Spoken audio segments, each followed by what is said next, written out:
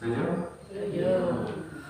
Salatullah salamullah ala toha rasulillah. Salatullah salamullah ala yasin habibillah. Salatullah salamullah ala toha rasulillah. Salatullah salamullah ala yasin habibillah. Ala yasin habibillah. Ala yasin habibillah. Allahumma sholli wa sallim wa barik alaihi wa ala alihi wa sahbihi sallallahu alaihi. Bismillahirrahmanirrahim. Assalamualaikum warahmatullahi wabarakatuh. Waalaikumsalam warahmatullahi wabarakatuh. Alhamdulillah, alhamdulillahirabbil alamin. Wassalatu wassalamu ala asrofil anbiya'i wal mursalin sayyidina wa maulana Muhammadin wa ala alihi wa ashabihi ajma'in. Rabbi yassir wa la tu'assir, Rabbi tammim bil khair, Rabbi shrah li sadri wa yassir li amri wahlul 'uqdatam min lisani yafqahu qawli. Amma ba'd. Wa qala Allah ta'ala fi kitabihil karim, subhanaka la ilma lana illa ma 'allamtana innaka antal alimul hakim. Shadaqallahu nabiyul azim wa sadaqa rasulullah nabiyul karim wa nahnu ala dzalika minasy syahidin wa syakirin walhamdulillahirabbil alamin. Yang kami hormati guru kita Ustaz A'am, alhamdulillah pagi hari ini sempat hadir bersama dengan kita, dan guru kita anak kami Ustaz Abdurrahman, Pak Imam kita, Ketua Mushola beserta segenap pengurus yang lain, ada pejabat pemerintahan di lingkungan kita, Ibu RT. Kita doakan beliau semoga Allah Subhanahu wa taala akan senantiasa memudahkan segala urusan beliau. Bapak Ibu hadirin wal hadirat jamaah salat fardu subuh mushola Idul Fitri, yang mudah-mudahan sesuai dengan nama musholahnya. Semua kita yang hadir termasuk keluarga kita dimanapun berada, Allah Subhanahu wa taala akan sucikan kita galau-galau. Amin ya rabbal alamin. Apa kabar Bapak Ibu? Sehat kalau? Masih sanggup dengan? Bapak Ibu hadirin wal hadirat rahimakumullah, tambah sedikit materi yang sudah kita sampaikan. Pagi ini kita akan bahas masalah rukun puasa. Setuju kira-kira? Setuju. Namun sebelum Ustaz sampaikan, ada yang nak nyampe ke pendapat dulu. Ada berapa rukun puasa? Silakan ibu-ibu. Jangan sampai anak ngoceh ibu tidur. Kalau yang anak, tak usah ditanya Ustaz kalau ya. Bapak Ibu hadirin wal hadirat rahimakumullah, dalam Al-Qur'an surah Al-Baqarah ayat ke-183 Allah berfirman, ya ayyuhalladzina amanu kutiba alaikumusiyam kama kutiba alal ladzina min qablikum la'allakum tattaqun. Dalam ayat ini Allah ada mewajibkan kita melakukan puasa. Dan dalam puasa Bapak Ibu hadirin wal hadirat rahimakumullah, insyaallah seluruh kita sudah maklum, puasa itu karena dia ibadah, maka dia ada aturan. Satu di antaranya dalam masalah puasa ini ada namanya rukun puasa. Ada berapa rukun puasa? Tidak ada banyak Bapak Ibu. Rukun puasa itu tidak banyak. Berapa cuma? 2. Ada 2 cukup. Apa itu? 1 niat. 1 niat. 2 menjaga diri dari segala hal yang membatalkan ibadah puasa. Oke, ada sangkut paut dengan pertanyaan Pak. Satu niat.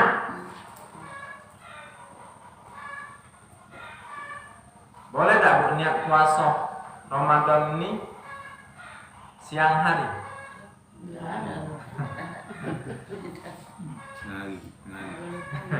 Umpama tadi malam kita tidak doa. Nah, selama semalam-malaman itu kita belum berniat.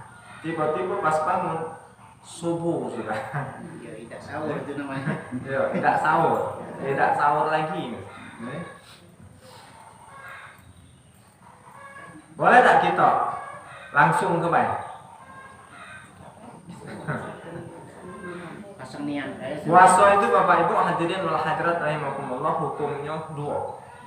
Ada puasa yang hukumnya wajib, ada puasa yang hukumnya sunat. Untuk puasa yang hukumnya sunat, ulama mengajarkan kepada kita tak apa-apa. Ini niatnya siang.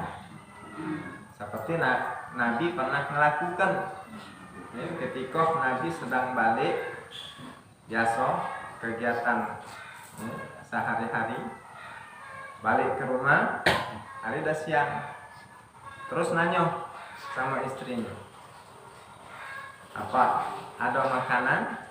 Dijawab oleh istrinya, tak kati. Kalau cek itu aku hari ini berpuasa. Nah, atas dasar perbuatan Nabi ini, maka ulama dalam ilmu fikih membolehkan puasa sunat itu boleh niatnya pada siang hari. Ngapa dikhususkan kelakuan Nabi ini jadi dalil untuk puasa sunat? Karena ma'asyiral muslimin rahimakumullah ada hadis.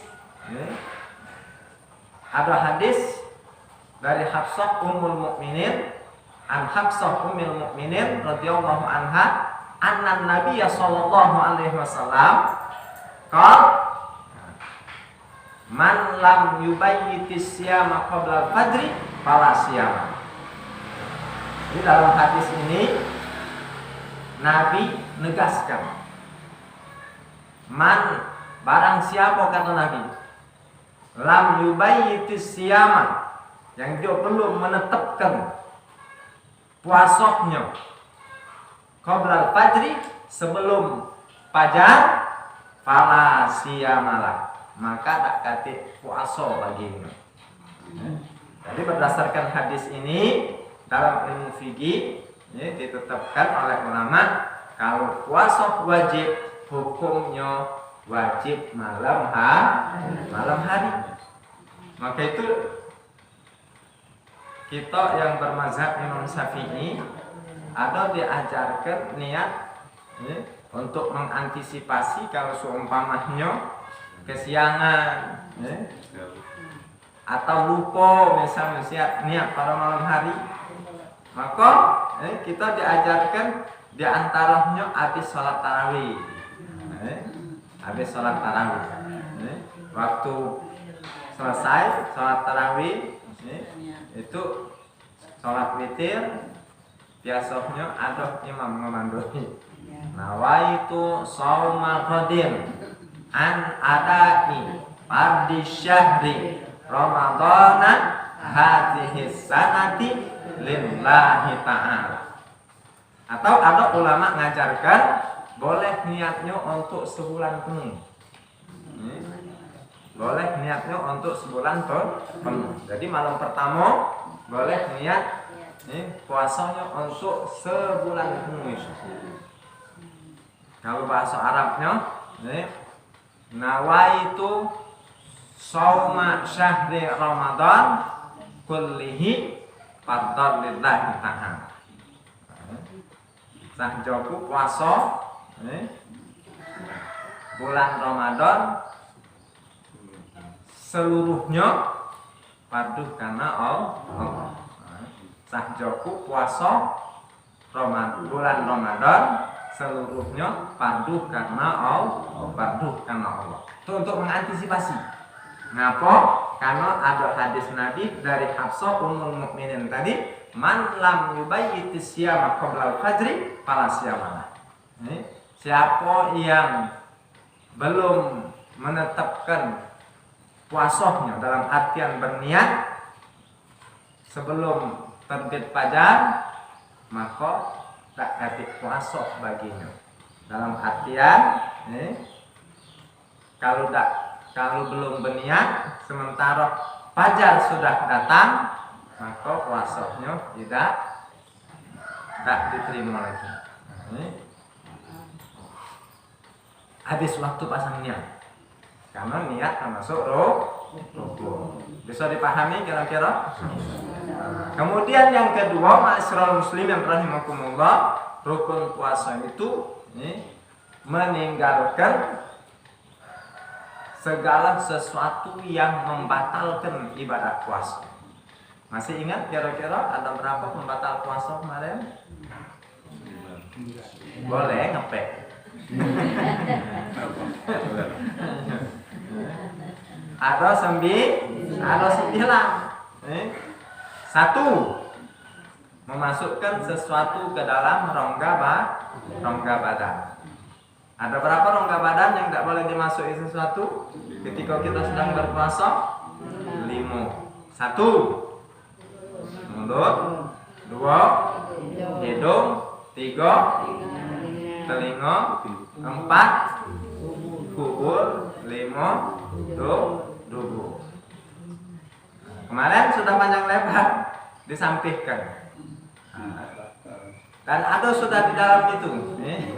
Ya, sudah ada di YouTube. Sudah ada di YouTube. Maka itu buka YouTube channelnya Muhammad Haki Antoni. Nah, di situ sudah disampaikan 9 poin itu dengan penjelasannya secara panjang lebar. Adapun pertanyaan Bapak tadi, mana kalau kuping kita dimasuki oleh banyu. Kuping kita dimasuki oleh banyu. Bapak Ibu hadirin wal hadirat rahimakumullah. Kalau kuping kita dimasuk oleh banyu, dilihat itu ada unsur kesengajaan apa tidak? Kalau ada unsur kesengajaan kita, seperti misalnya kita nyebur, tak kata hajat, tiba-tiba gantung misalnya. Bahkan ada hajat pun, karena itu termasuk perbuatan yang kita sengaja, maka itu bisa membatalkan puasa. Ada guru anak menyebut contoh, ada sapi nyampak katanya. Sapi nyampak ke sungai. Nah, terus ini kalau tidak dimbek, laju sapi ini. Sementara duitnya tak dikit sapi itu. Akhirnya diceburi. Pas nyebur, gantung, banyu masuk. Itu juga kata beliau batal puasa. Ngapa? Karena kita sengaja. Tak kata sangkut paut nyebur ke banyu itu dengan ibadah puasa. Nah, jadi hati-hati, jago. Termasuk 2 rongga bagian bawah itu ada guru anak jelaskan untuk ibu-ibu yang sudah menikah, apalagi yang sudah pernah punya anak, mandinya jangan berendam. Mandinya jangan berendam, pakai tembok baik, aman. Karena kalau berendam masuk.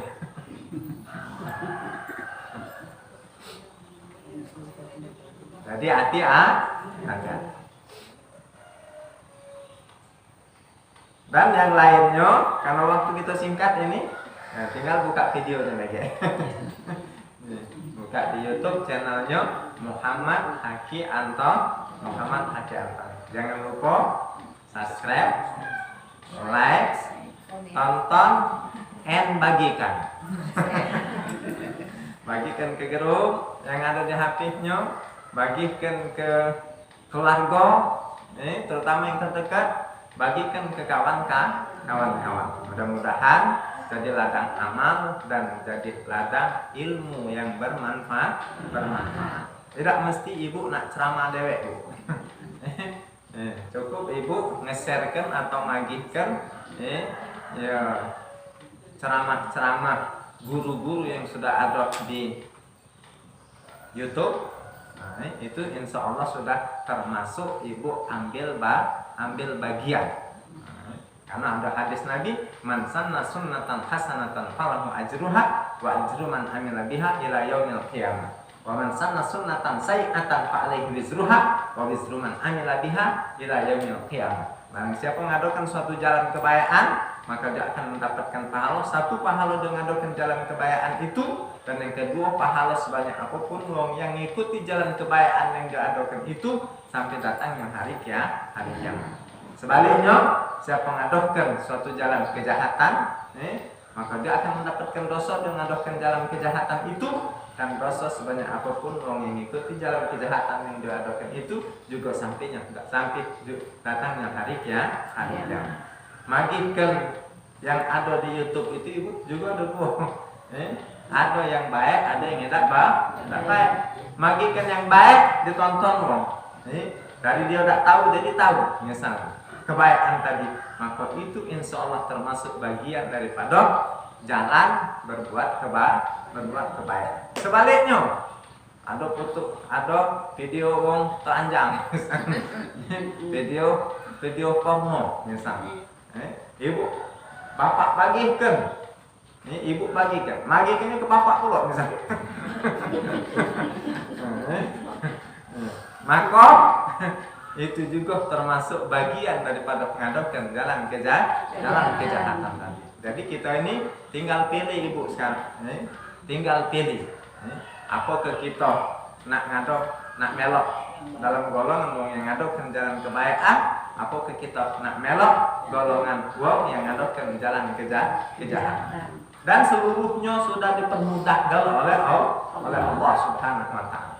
Cukup modal mata untuk nyengok, kemudian tangan untuk klik, untuk klik, share.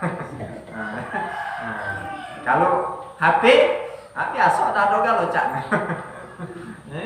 Ini sudah bukan termasuk barang yang langkah lagi, apalagi zaman sekolah online ini. Wong ya pokoknya yang tadinya tak katik mau tak mau harus beli, harus aku. Nah sekarang tinggal kita manfaatkan untuk dunia dan untuk akhirat kita. Paham kira-kira? Nah kemudian pembatal puasa yang kedua, muntah dengan sengaja. Ini juga sudah ada di YouTube. Tinggal buka. Muntah dengan sengaja. Artinya kalau tidak disengaja, tidak apa-apa. Tapi kalau disengaja, itu batal puasa. Mana contoh termasuk yang membatalkan? Ini termasuk yang disengaja tadi. Nah, seperti misalnya kita ya marek mulut misalnya. Termasuk gosok gigi juga, hati-hati karena gosok gigi itu kita sengaja. Kemudian senggama, hubungan suami istri. Adapun yang bukan suami istri, kalau suami istri pun batal, apalagi yang bukan suami istri, batal dan haram. Nauzubillah. Kemudian keluar mani dengan sengaja. Kemudian khusus untuk perempuan, head, nifas, dan wiladah. Jadi kalau ibu sedang puasa datang salah satu di antara tiga itu, maka batal puasa. Nah, kemudian yang ke-8 hilang akal. Ini perlu Ustaz jelas lagi di sini. Untuk hilang akal akal itu dibagi 3 tingkatan. Nah, di lembaran ibu itu itu dicatat 1 gilo, 2 pingsan, 3 tidur. Kira-kira ketiganya itu membatalkan kalau tidak? Ketiganya itu ada yang membatalkan, ada yang tidak. Mana yang membatalkan? Gilo. Jadi kalau wong itu terkena penyakit gilo, lama atau sebentar tetap batal puasa. Itu untuk gilo. Hilang akal karena gilo. Cak mana kalau hilang akal karena pingsan? Kemarin sudah kita jelaskan dan sudah ada di YouTube. Itu Bapak Ibu hadirin wal hadirat rahimakumullah, untuk pingsan yang membatalkan puasa kalau pingsan itu sampai seharian. Selama waktu puasa dia pingsan terus, maka itu batal puasa. Tapi kalau pingsannya tidak sampai seharian penuh, umpama subuh mulai pingsan, zuhur terbangun. Kemudian pingsan lagi. Wong sudah berbuka, terbangun lagi, sadar lagi. Nah, itu tidak membatalkan puasa. Karena hilang akal karena pingsannya tidak sampai sehari. Adapun hilang akal karena tidur itu entah sehari, entah lebih atau kurang. Hilang akal karena tidur itu tidak menyebabkan batal puasa. Jadi bisa dipahami kira-kira lembarannya. Jangan dipukul rata aja. Hilang akal 1 gilo, 2 pingsan, tidur. Wong tidur batal puasa. Nah, jadi ini kalau penjelasan kemarin tuh masih kurang bisa dipahami, sudah ada di YouTube masih juga kurang dipahami. Nah, sekarang Ustaz pertegaskan lagi. Jadi hilang akal itu ada berapa tingkatannya? 3. 1 karena gilo, 2 karena pingsan, 3 karena tidur. Nah, dari 3 ini apa yang membatalkan puasa kalau? Tidak. Yang membatalkan puasa 1 karena gilo. Nah, untuk karena gilo ini lama atau sebentar tetap batal puasa. Kemudian tingkat yang kedua hilang akal itu pingsan. Nah, kapan pingsan ini membatalkan puasa? Kalau pingsannya full seharian. Tapi kalau kurang sehari, tidak batal puasa. Kemudian hilang akal karena tidur. Adapun hilang akal karena tidur ini tidak sampai membatalkan puasa. Cuman banyak ruginya. Sudah ada di YouTube. Mana ruginya? Karena banyak ibadah lain yang tinggal. Habis sholat subuh langsung tidur. Bentuk maghrib baru bangun. Ada sholat zuhur, ada sholat asar. Belum lagi amalan-amalan lain yang dianjurkan. Jadi Bapak Ibu hadirin wal hadirat rahimakumullah. Nah, kemudian yang terakhir membatal puasa itu Jadi Bapak Ibu, ada berapa rukun puasa tadi? Rukun puasa ada berapa? 2. Ingat kita ada banyak rukun puasa. 1 niat, 2 meninggalkan segala sesuatu yang membatalkan puasa. Ada berapa pembatal puasa? 9. Jelas kira-kira sampai di sini? Alhamdulillah. Ini saja Bapak Ibu, mudah-mudahan Anda manfaat. Alhamdulillah taufiq wal hidayah. Wassalamualaikum warahmatullahi wabarakatuh.